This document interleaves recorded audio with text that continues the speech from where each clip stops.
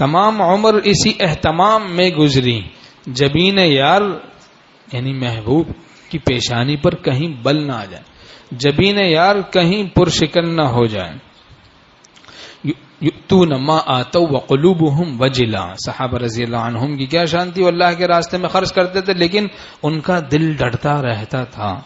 کیوں ڈرتا رہتا تھا؟ کیونکہ انہیں خوف عدم قبول تھا کہ کہیں ہمارا یہ معلوم نہیں عمل قبول ہے یا نہیں.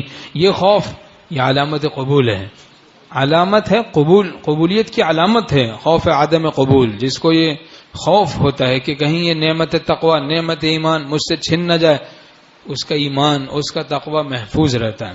جس کو خوف ہوتا ہے کہیں میرا خاتمہ خراب نہ ہو جائے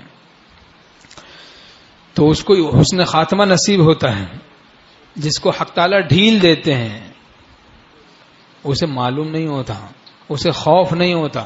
سنستدرجہم من حیث لا یعلمون، اس طور سے حق تعالیٰ ڈھیل دیتے ہیں کہ اسے پتہ ہی نہیں چلتا. حضرت مفتی شفیع صاحب رحمۃ اللہ سے حضرت مولانا الیاس صاحب رحمۃ اللہ نے عرض کیا، میں نے کام شروع کیا جماعت کا، یہ تب تو فرمایا کہ یہ بڑھتا ہی چلا گیا، تو کہیں یہ استدراج تو نہیں؟ یہ بڑوں کی باتیں ہیں بھائی، دیکھیں سنیں، بظاہر تو ہیں چھوٹی چھوٹی سی باتیں، جہاں سوز لیکن یہ چنگاریاں ہیں.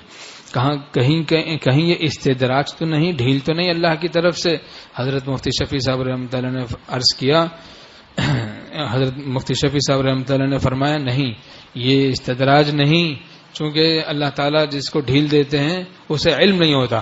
آپ کو جو علم ہے یہ خوف ہے، یہ علامت ہے کہ یہ ڈھیل نہیں. سنستدرجہم من حیث لا یعلمون. کیسا اللہ کا پیارا کلام ہے، سبحان اللہ.